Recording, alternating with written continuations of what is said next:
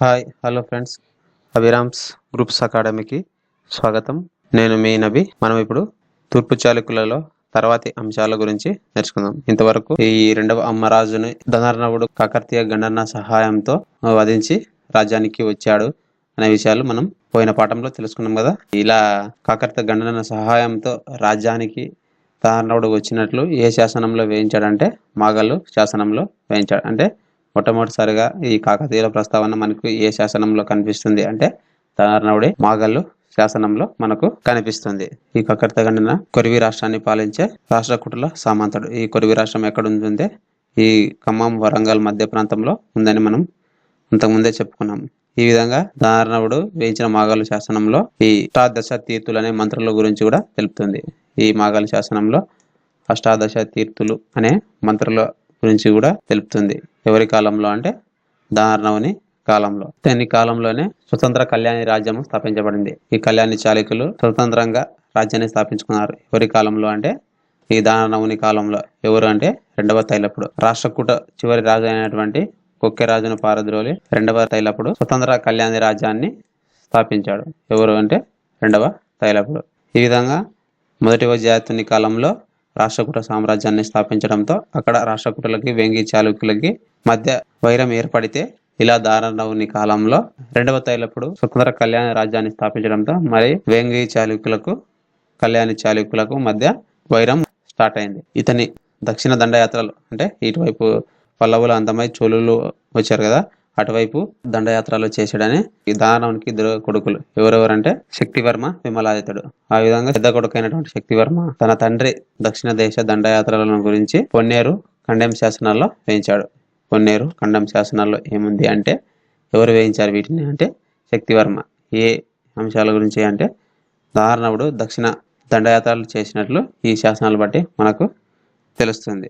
అదేవిధంగా ఈ ధనర్ణవుడు పొత్తిప్పనాడుని ఈ ముదిగొండ చాళుక్యులకి దగ్గరలో ఉన్నటువంటి ప్రాంతమైన పొత్తిప్పనాడును ఆక్రమించి ఈ పొత్తిప్పనాడుని ఎవరికి అంటే ఇచ్చాడంటే ముదిగొండ మల్లనకి మరియు కాకతీయ గండన్నకి ఇచ్చాడు. ఎవరంటే ధనర్ణవుడు.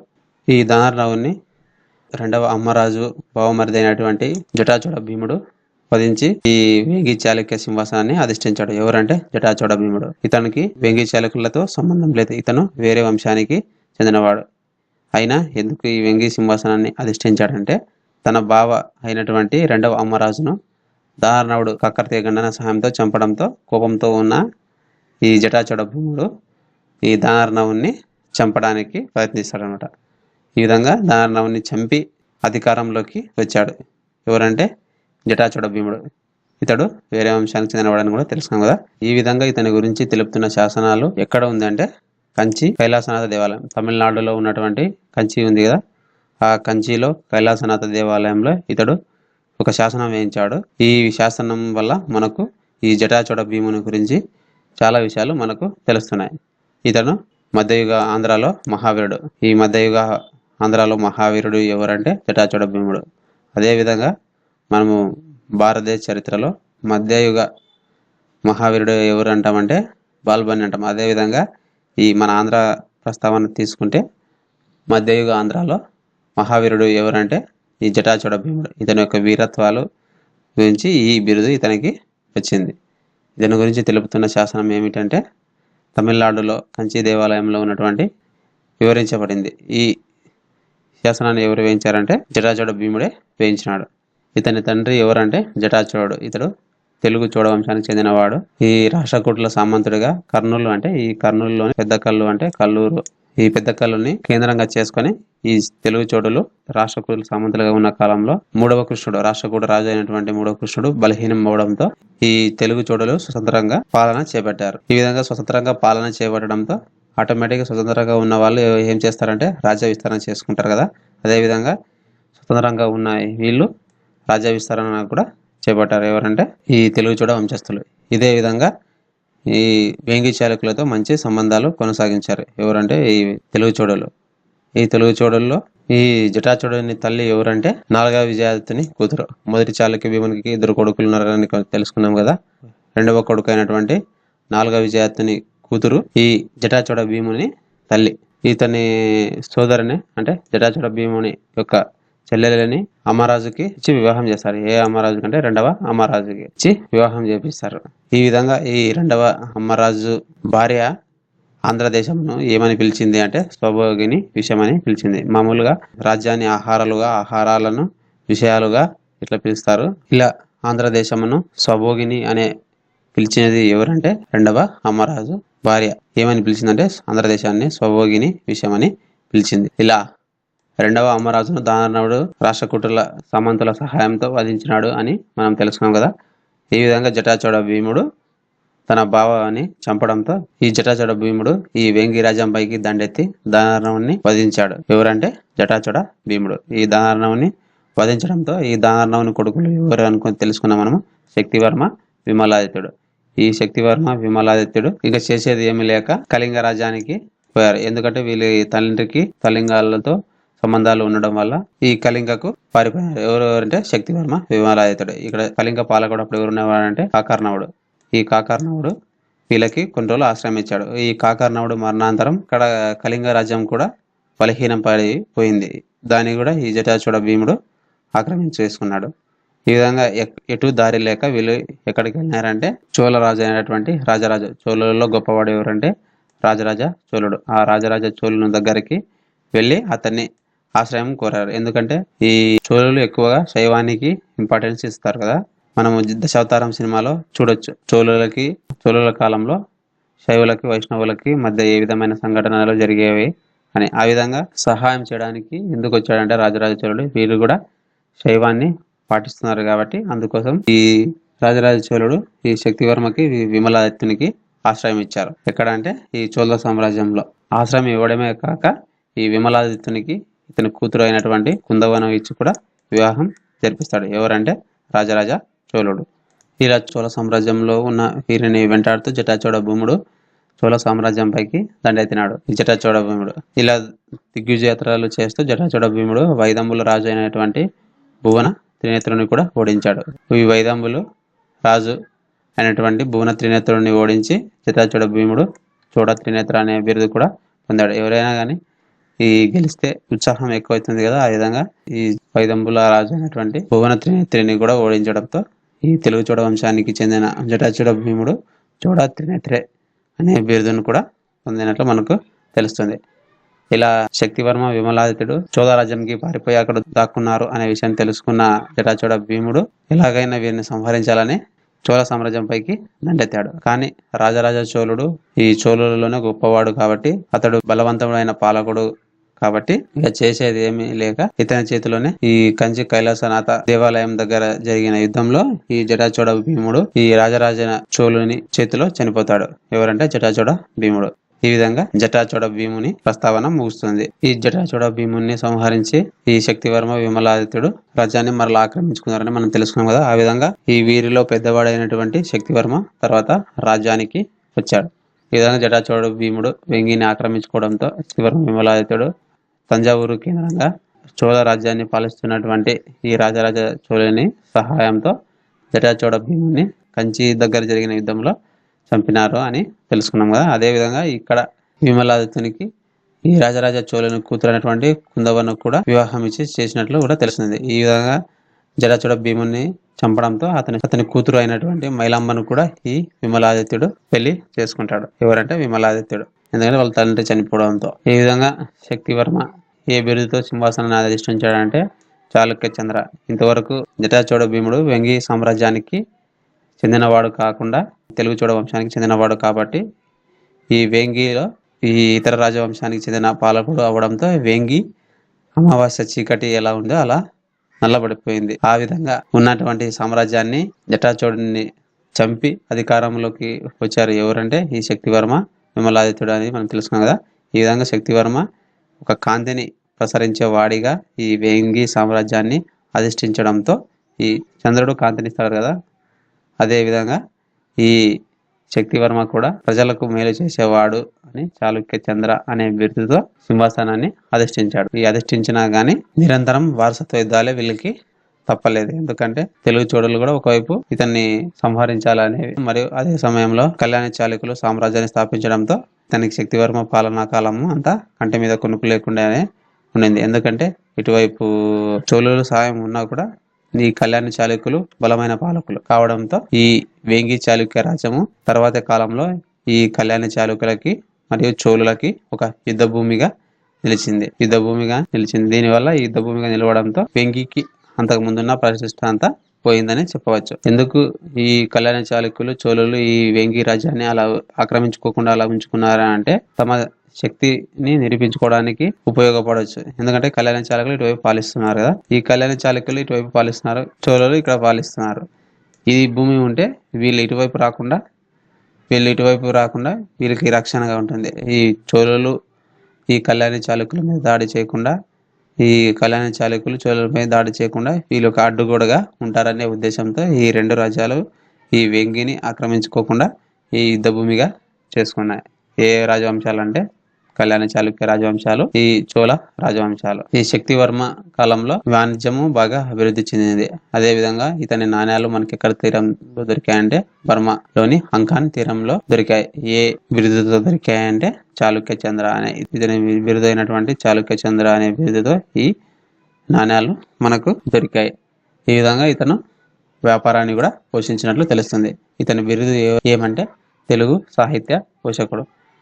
ఇతను ఎక్కువగా నాణ్యాలు ఎక్కడ లభించాయంటే ఈ బర్మా ప్రాంతంలో లభించడం వల్ల మనకు ఇటువైపు కూడా ఇతను వ్యాపారాలు చేసినట్లు కూడా ఈ బర్మా తీరంలో కూడా వ్యాపారాలు చేసినట్లు కూడా మనకు తెలుస్తుంది. ఎవరంటే ఈ శక్తివర్మ అన్నదం తన తమ్ముడు విమలాదిత్యుడు రాజైనాడు. ఈ విమలాదిత్యుడు ఈ రాజరాజ చోళుని కూతురు అనేటువంటి కుందవను కూడా వివాహం చేసుకున్నట్లు మనం అంతకుముందు చెప్పుకున్నాం కదా. ఈ విధంగా ఇలా వేంగి చాళుక్యుల కాలంలో జైనాన్ని ఆదరించిన వారు చాలా మంది ఉన్నారు, కానీ జైనాన్ని ఎవరు పాటించలేదు. ఈ విధంగా జైనాన్ని పాటించిన ఒకే ఒక రాజు ఈ విమలాదిత్యుడు. ఈ ఒక్క రాజు మాత్రమే జైనాన్ని స్వీకరించాడు. మిగతా రాజులు జైనాన్ని అభివృద్ధి చేశారు గాని జైన మతాన్ని స్వీకరించలేదు. ఇలా జైన మతం స్వీకరించిన విమలాదిత్యుడు తన గురువు ఎవరంటే త్రికాల యోగి సిద్ధాంతి. ఈ త్రికాల యోగ సిద్ధాంతికి ఈ విజయనగరం జిల్లా రామతీర్థంలో ఒక గుహ కూడా కల్పించాడు. ఎవరికంటే జైన గురువు అయినటువంటి త్రికాల యోగ సిద్ధాంతికి. అదేవిధంగా ఇతని కాలంలో మరో గురువు అయినటువంటి ఉగ్రాదిత్యుడు కూడా ఉండేవాడు. ఇతడు వైద్యానికి సంబంధించి కళ్యాణకారకం అనే గ్రంథాన్ని కూడా రచించాడు. ఎవరంటే ఉగ్రాదిత్యుడు. ఎవరి కాలంలో ఉండేవాడంటే విమలాదిత్యుని కాలంలో. ఈ విమలాదిత్యుడు తన పాలనా కాలంలో ఏ శాసనం వేయించాడంటే రణస్థపుడి శాసనం వేయించాడు. రణస్థపుడి శాసనాన్ని వేయించిన వాడు ఎవరంటే విమలాదిత్యునికి ఇద్దరు భార్యలను కూడా తెలుసుకున్నాం. ఒకరు చోళ రాకుమార్తె అయినటువంటి కుందవ్వ, మరి ఒకరు జటాచోడ భీముని కూతురు అయినటువంటి మేలమ్మ అని కూడా తెలుసుకున్నాం కదా మనం. ఈ కుందవ్వకే రాజరాజ నరేంద్రుడు జన్మించినాడు. ఈ మేలమ్మకు 7వ విజయాతుడు జన్మిస్తాడు. ఈ వీరిద్దరి మధ్య తర్వాత కాలంలో వారసత్వ యుద్ధాల వల్ల దాదాపు సామ్రాజ్యం అంతరించే దశకు చేరుకుంటుంది. ఈ కుందవ్వకు శక్తివర్మకు ఇద్దరు భార్యలు కదా, కుందవ్వ మేలమ్మ అని భార్యలు ఉంటారు కదా. ఈ కుందవ్వకు రాజరాజ నరేంద్రుడు, ఈ మేలమ్మకు 7వ విజయాతుడు. వీరిద్దరు ఈ రాజరాజ నరేంద్రుడు 7వ విజయాతుడు వారసత్వ యుద్ధాల వల్ల దాదాపు వేంగి చాళుక్య రాజ్యము అంతరించే దశకు వచ్చింది అని మనం చెప్పవచ్చు. విమలాదిత్యుని అనంతరం రాజ్యానికి వచ్చిన వాడు ఎవరంటే రాజరాజ నరేంద్రుడు. ఈ తర్వాత ఈ రాజరాజ నరేంద్రుని పాలనా కాలము ఎలా ఉంది అని మనం తెలుసుకుందాం. ఇతని తల్లిదండ్రులు ఎవరంటే విమలాదిత్యుడు, తండ్రి కుందవ్వ. ఈమె చోళ రాకుమార్తె అని మనం తెలుసుకున్నాం. ఈ దాదాపు తెలుసుకున్నాం కదా. దాదాపు ఈ రాజరాజ నరేంద్రుడి కాలం నాటికే దాదాపు వేంగి పతనం ప్రారంభమైందని మనం చెప్పవచ్చు. ఈ రాజరాజ నరేంద్రుడు తన సామ్రాజ్యాన్ని కొనసాగించాడంటే దానికి చోళులు చాలా సాయం చేసినారు. ఎందుకంటే రాజరాజ చోళుని కూతుర్ని ఈ వేంగి చాళుక్య వంశానికి చెందినటువంటి విమలాదిత్యునికి ఇచ్చాడు కదా, కాబట్టి కూతురు కొడుకులోకి సాయం చేస్తూ వచ్చారు. ఎవరంటే ఈ చోళులు. ఈ రాజరాజ నరేంద్రుడు పరిపాలిస్తున్న కాలంలోనే తనకి సోదరుడు అయినటువంటి 7వ విజయాదిత్య నుండి తనకి వారసత్వాలు ఎదురైనాయి అని మనం తెలుసుకున్నాం. ఈ విధంగా వేంగిలో రాజా నరేంద్రుడు పాలిస్తున్న సమయంలో ఈ చోళ సామ్రాజ్యాన్ని రాజరాజ చోళుడు కొడుకు అయినటువంటి రాజేంద్ర చోళుడు పాలిస్తున్నాడు. ఈ వేంగికి పైన కళింగ రాజ్యాన్ని మధు కావర్ణుడు పాలిస్తున్నాడు. ఎవరంటే మధు కావర్ణుడు. ఈ కళ్యాణ చాళుక్య రాజ్యాన్ని జయసింహుడు, చోళ రాజ్యాన్ని రాజేంద్ర చోళుడు, వేంగి రాజ్యాన్ని రాజరాజ నరేంద్రుడు, ఈ కళింగను మధు కావర్ణుడు పాలిస్తున్న సమయంలోనే ఈ రాజరాజ నరేంద్రుని సోదరుడు అంటే తమ్ముడు అయినటువంటి 7వ విజయాత్యుడు రాజ్యం కోసం వారసత్వ యుద్ధాలకు తెరలేపాడు. ఇతనికి ఈ 7వ విజయాతునికి సాయంగా వచ్చిన వారు ఎవరెవరు అంటే ఈ కళింగ మధుకావర్ణుడు, ఈ కళ్యాణి చాళుక్య, జయసింహుడు వీరందరూ కలిసి ఈ రాజరాజ నరేంద్రుని పైకి దండెత్తారు. ఎవరంటే ఈ 7వ విజయాతుని కూటమి రాజరాజ నరేంద్రుని పైకి దండెత్తారు. అయినా రాజరాజ నరేంద్రునికి చోళుల సహాయం ఉంది కదా. ఈ రాజేంద్ర చోళుడు సేనాని అయినటువంటి చోళవరావాన్ని పంపించి అతని నేతృత్వంలో ఈ 7వ విజయాతునికి సంబంధించిన కూటమిని ఓడిస్తారు. ఎవరంటే ఈ చోళుల సహాయంతో రాజరాజ నరేంద్రుడు ఈ విధంగా తన సామ్రాజ్యాన్ని సుస్థిరం చేసుకున్నవాడు ఎవరంటే రాజరాజ నరేంద్రుడు. ఇలా చోళవరావను ఈ యుద్ధంలో గెలిచినట్లు కొత్త శివారం శాసనంలో వేయించాడు. ఎవరంటే చోళవరావన్. ఈ కొత్త శివారం ఎక్కడ ఉందంటే అనంతపురంలో ఉంది. ఈ కొత్త శివారం శాసనంలో ఈ విజయాతుని కూటమి, ఈ రాజరాజ నరేంద్రుని కూటమి యుద్ధంలో పాల్గొన్నాయి. దీనిలో ఈ రాజరాజ నరేంద్రుని కూటమి గెలిచింది అని చెప్పాడు. ఎవరంటే చోళవరావన్. ఇతడు ఎవరంటే రాజేంద్ర చోళుని సేనాని. ఎక్కడ వేయించాడంటే ఇతను శాసనాన్ని కొత్త శివారం ఇది ఎక్కడ ఉందంటే అనంతపురంలో. ఇలా ఓడిపోయినా కూడా 7వ విజయాతుడు మరల రాజరాజ నరేంద్రుని పైకి దండెత్తడానికి మళ్ళీ వస్తాడు. ఎవరి సహాయంతో అంటే కళ్యాణ చాళుక్యుల సహాయంతో. ఎందుకంటే చోళులు ఇక్కడ బలమైన వారు, అటువైపు కళ్యాణ చాళుక్యులు బలమైన వారు కదా. వారి యొక్క ఉనికిని నిలుపుకోవడానికి ఇలా వీళ్ళు చేస్తుంటారు. ఎవరంటే కళ్యాణ చాళుక్యులు. దానికోసం మరలా ఈ 7వ విజయాతుని ఈ రాజరాజ నరేంద్రుని పైకి దండెత్తాలని మేము సాయం చేస్తామని చెప్తాడు. అప్పుడు కళ్యాణ చాళుక్యుల పాలకుడు ఎవరుగా ఉంటారంటే సోమేశ్వరుడు. ఈ కళ్యాణ చాళుక్యులు రాజ్యాన్ని స్థాపించిన వాడు ఎవరంటే ఫస్ట్ తైలపుడు కదా. తైలపుడు అనంతరం రాజ్యానికి వచ్చిన వాడు సత్యాశ్రయుడు తర్వాత ఈ జయసింహుడు. ఈ జయసింహుడే ఓడిపోతాడు ఈ ఎవరి చేతిలో అంటే ఈ చోళుల చేతిలో. తర్వాత సోమేశ్వరుడు రాజు అవుతాడు. జయసింహుని తర్వాత సోమేశ్వరుడు రాజు అవుతాడు కదా. ఈ విధంగా వెంగి పైకి విజయాతుని పంపడంతో రాజేంద్ర చోళుడు రాక తప్పలేదు. ఈ విధంగా రాజేంద్ర చోళుడు ఇతని బిరుదు ఏమంటే బ్రహ్మ మహారాజు. ఈ విధంగా మరలా వచ్చిన జయసింహుని కాలంలో ఈ వేంగి దగ్గర కలిదిండి అనే ప్రాంతంలో భీకర యుద్ధం జరుగుతుంది. ఎక్కడంటే కలిదిండి అనే ప్రాంతంలో. ఇక్కడ ఈ యుద్ధంలో కూడా మరలా చోళులే గెలుస్తారు. ఎందుకంటే రాజేంద్ర చోళుడు బలమైన పాలకుడు కావడంతో కళ్యాణి చాళుక్య సామ్రాజ్యాన్ని పాలించే జయసింహుని ఓడించి తన సామ్రాజ్యాన్ని సుస్థిరం చేసుకున్నవాడు ఎవరంటే రాజేంద్ర చోళుడు. ఈ విధంగా ఇక్కడ ప్రాణ నష్టం కూడా అధికంగా జరిగింది. ఎక్కడంటే ఈ కలిదండి ప్రాంతంలో. దానికి గుర్తుగా రాజరాజ నరేంద్రుడు సేనాపతుల స్మారకాలు మరియు అక్కడ 3 శివాలయాలు కట్టినట్లు తెలుస్తుంది. ఈ శివాలయాలు మనకు ఈ కలిదండి ప్రాంతంలో నేటికి కూడా కనిపిస్తున్నాయి. వీటిని ఎవరు నిర్మించారంటే రాజరాజ నరేంద్రుడు. ఎక్కడంటే కలిదిండి ప్రాంతంలో. ఇక్కడ ఏం జరిగిందంటే ఈ కళ్యాణ చాళుక్యులకి చోళులకి ఇక్కడ భయంకరమైన యుద్ధం జరిగింది. చాలా ప్రాణ నష్టం కూడా జరిగింది ఈ యుద్ధం వల్ల. విషయాలన్నింటినీ రాజరాజ నరేంద్రుడు ఈ కలిదిండి ప్రాంతంలో ఉన్నటువంటి శాసనంలో కూడా వేయించాడు.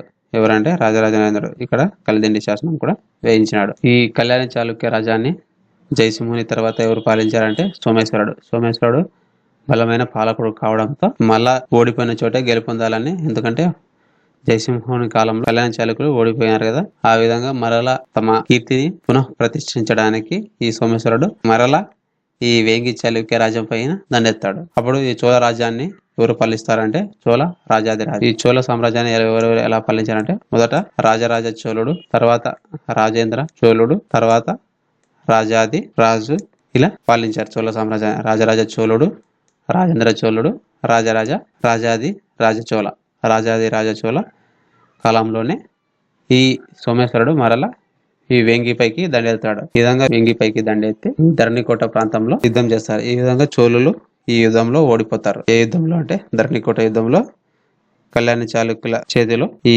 చోళులు ఓడిపోవడంతో ఈ చోళ సామ్రాజ్య ప్రతిష్ట కూడా తగ్గుతుంది. ఇలా రాజరాజ నరేంద్రుడు ఈ కళ్యాణి చాళుక్యుల సార్వభౌమాన్ని ఒప్పుకోక తప్పలేదు. ఎందుకంటే రాజరాజ నరేంద్రునికి సపోర్ట్ గా ఉన్నటువంటి చోళ రాజ్యం కూడా దాదాపు కనుమరుగయ్యే పరిస్థితి వచ్చింది. ఎందుకంటే సోమేశ్వరుని చేతిలో వీరు ఓడిపోవడంతో చేసేది ఏమీ లేక రాజరాజ నరేంద్రుడు కళ్యాణ చాళుక్యుల సార్వభౌమత్వాన్ని అంగీకరించాడు.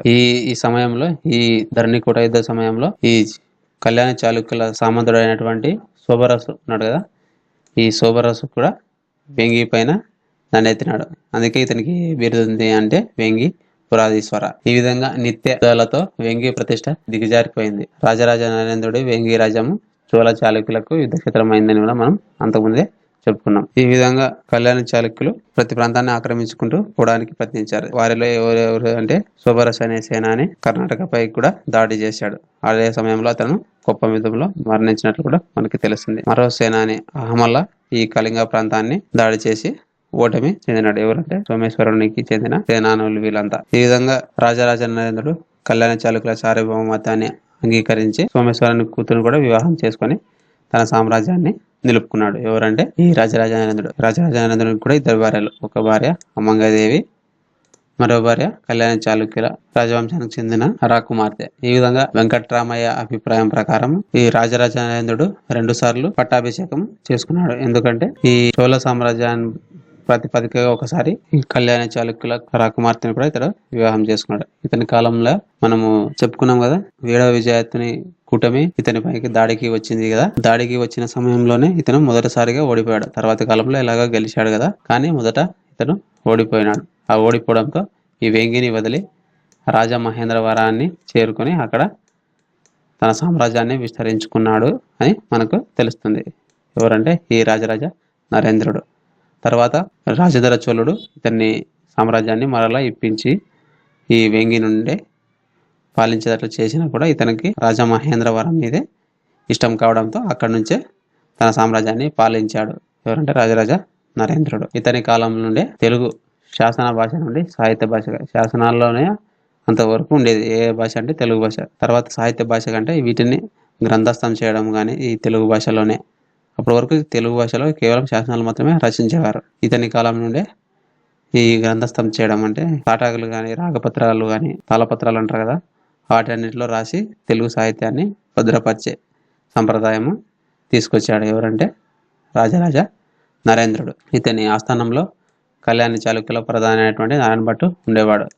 ఎందుకంటే మనము ధరణికోట యుద్ధం అనంతరము చోళులు ఓడిపోవడంతో ఇతడు కళ్యాణ చాళుక్యుల సార్వభౌమత్వాన్ని అంగీకరించక తప్పలేదు కదా.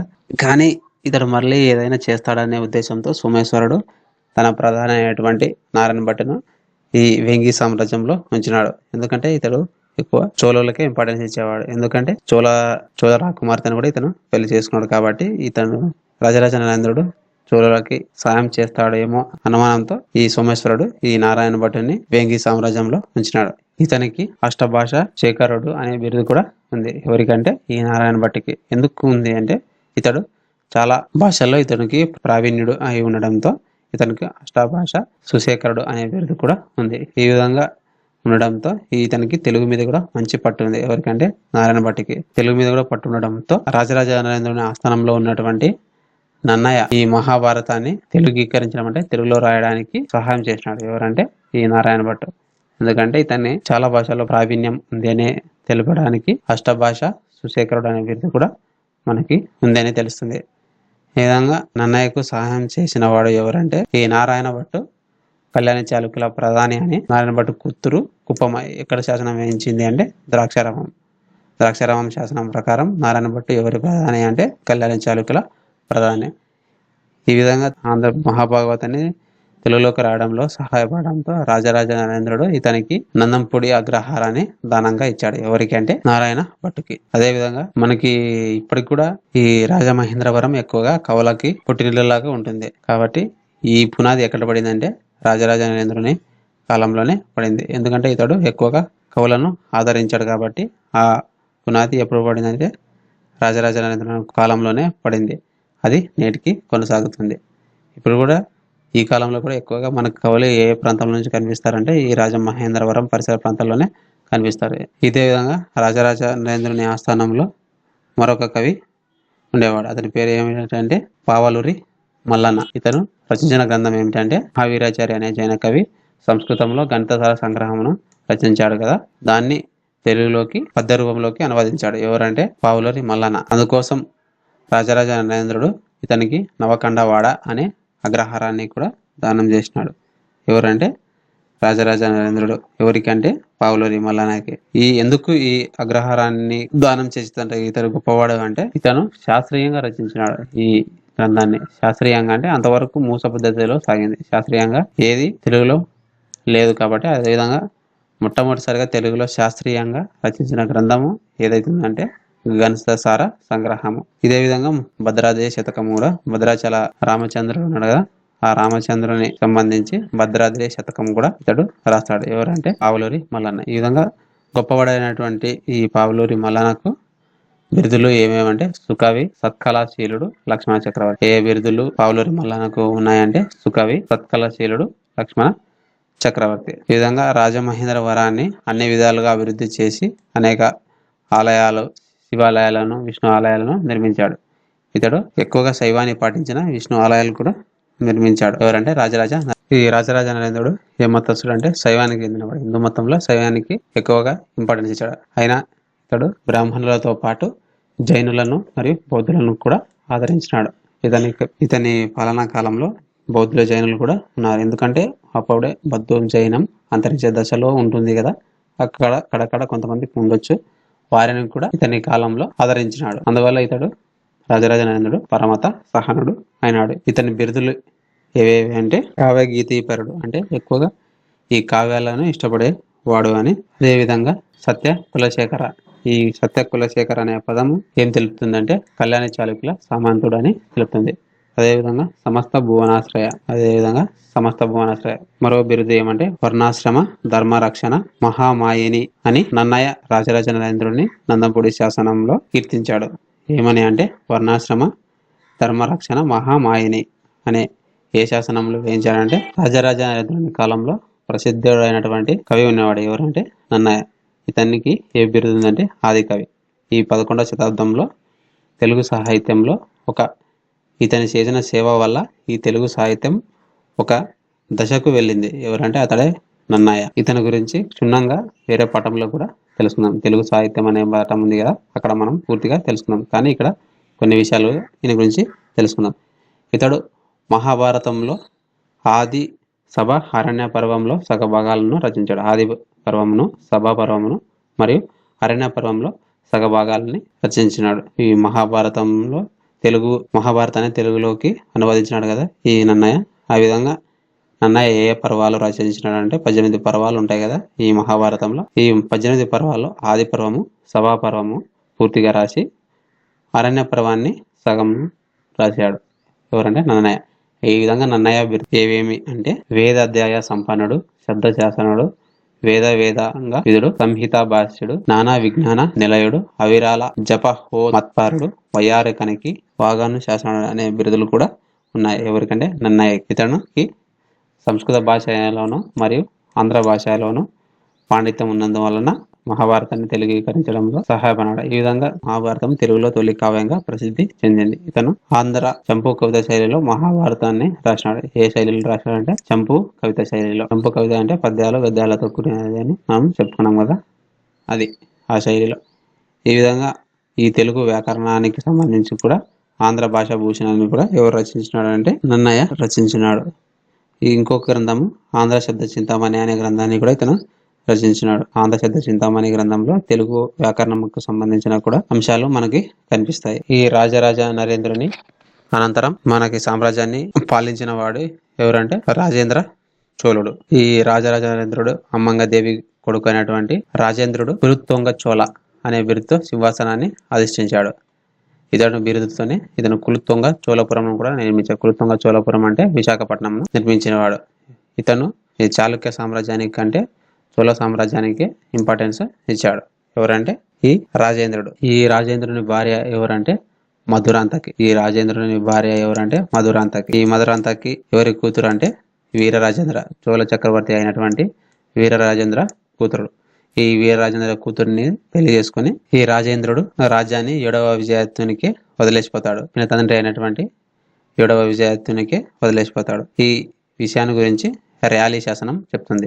ఈ ర్యాలీ శాసనంలో ఏముంది అంటే ర్యాలీ శాసనంలో ఈ 7వ విజయాదిత్యునికి ప్రత్యగ్రహీత అంటే దానంగా స్వీకరించాడు రాజ్యాన్ని. ప్రత్యగ్రహీత్య అని బిరుదుంది. ఏ శాసనంలో అంటే ర్యాలీ శాసనంలో. ఈ ర్యాలీ శాసనం బట్టి ఈ రాజేంద్రుడు తన తండ్రి అయినటువంటి 7వ విజయాదిత్యునికి రాజ్యాన్ని అప్పగించి చోళ సామ్రాజ్యానికి వెళ్ళిపోతాడు. ఎవరంటే ఈ రాజేంద్రుడు. ఈ విధంగా 7వ విజయాదిత్యుని కొడుకు అయినటువంటి శక్తివర్మ II కూడా కొంతకాలం పరిపాలిస్తాడు. ఇతను కూడా చనిపోవడంతో మరలా ఈ 7వ విజయాదిత్యుడు తన రాజ్యాన్ని పరిపాలిస్తాడు. ఈ విధంగా 7వ విజయాదిత్యుడు మరణించడంతో దాదాపు ఈ వేంగి చాళుక్య రాజ్యము అంతమైందని చెప్పవచ్చు. ఎందుకంటే ఈ రాజేంద్ర చోళుడు చోళ సామ్రాజ్యానికి ఇంపార్టెన్స్ ఇచ్చి ఈ చోళ సామ్రాజ్యానికి వెళ్ళిపోతాడు. ఆ విధంగా తన పినతండ్రి అయినటువంటి 7వ విజయాదిత్యునికి ఈ ప్రత్యాగ్రహితం చేస్తాడు, అంటే దానంగా ఇస్తాడు. ఏ రాజ్యాన్ని అంటే వేంగి రాజ్యాన్ని ఇచ్చేసి వెళ్ళిపోతాడు. ఎందుకంటే వారసత్వ యుద్ధాలు ఎక్కువగా చేసుకోవడం ఇష్టం లేక అతడు ఈ విధంగా చేస్తాడు. ఎవరంటే రాజేంద్ర చోళుడు. ఈ రాజేంద్ర చోళుడు విదేశీ వాణిజ్యానికి ఎక్కువగా ఇంపార్టెన్స్ ఇస్తాడు. ఈ రాజేంద్ర చోళుడు ఎక్కువగా ఏ దానికి ఇస్తాడంటే విదేశీ వ్యాపారానికి ఎక్కువగా ఇంపార్టెన్స్ ఇస్తాడు. ఇతని కాలంలోనే 72 మంది వర్తకులతో చైనాకు రాయబారాన్ని పంపినాడు. ఇతను 72 మంది వర్తకులకు ఏ దేశానికి రాయబారాన్ని పంపాడంటే చైనా దేశానికి. ఇతని కాలంలో జయగొండార్ ఇతని కళింగ పర్ణి అనే గ్రంథంలో ఇతని నౌకా బలాన్ని వివరిస్తాడు. ఈ కులుతుంగ చోళుని నౌకా బలాన్ని వివరించిన వారు ఎవరంటే జయగొండార్. ఏ గ్రంథంలో అంటే కళింగ పర్ణి అనే గ్రంథంలో. ఈ విధంగా ఈ చోళ సామ్రాజ్యాన్ని పాలించిన రాజేంద్ర చోళుడు కూడా పాండ్యుల విజృంభణతో తర్వాత వచ్చిన రాజులు బలహీనుడు అవడంతో ఈ చోళ చాళుక్య రాజ్యం కూడా దాదాపు మనకు అంతమైనట్లు కనిపిస్తుంది. ఇక్కడ మనకి ఇంపార్టెన్స్ ఏమిటంటే వేంగి చాళుక్య రాజ్యం రాజేంద్ర చోళుని నుండి దానంగా తీసుకున్నటువంటి 7వ విజయాదిత్యుడు కొద్ది రోజులు పాలించి అతని తర్వాత కొడుకు అయినటువంటి శక్తివర్మ II కూడా పాలిస్తాడు. అతను కూడా చనిపోవడంతో తర్వాత మళ్ళీ 7వ విజయాదిత్యుడు అధికారంలోకి వస్తాడు. ఇతని మరణానంతరంతో దాదాపు వేంగి సామ్రాజ్యము పతనం అయిపోయింది. ఎందుకంటే ఇక్కడ వేంగి వారసులు ఎవరు లేరు. 2వ శక్తివర్మ కూడా చనిపోవడంతో ఈ వేంగి సామ్రాజ్యం ఈ చోళ చాళుక్య రాజ్యంలో కలిసిపోయింది. ఈ విధంగా 7వ విజయాదిత్యుని సమకాలిక రాజు ఎవరంటే కంబోడియా రాజు. ఈ ప్రపంచంలో అతిపెద్ద విష్ణు ఆలయాన్ని ఎక్కడ నిర్మించాడంటే అంకోర్ వాట్లో. ఎవరంటే సూర్యవర్మ II ఇతని సమకాలికుడు. ఎవరు సమకాలికుడు అంటే 7వ విజయాదిత్యుని సమకాలికుడు. దీనితో వేంగి వంశాన్ని పాలించిన రాజులు మనకు అయిపోయినారు. ఈ విధంగా చోళ చాళుక్య రాజ్యంలో కలిసిపోయింది ఏదంటే వేంగి సామ్రాజ్యం. తర్వాత ఈ వేంగి సామ్రాజ్యంలో ఉన్నటువంటి పరిస్థితులు మొదలైన ఇతర విషయాల గురించి తర్వాత పాఠంలో మనం నేర్చుకుందాం.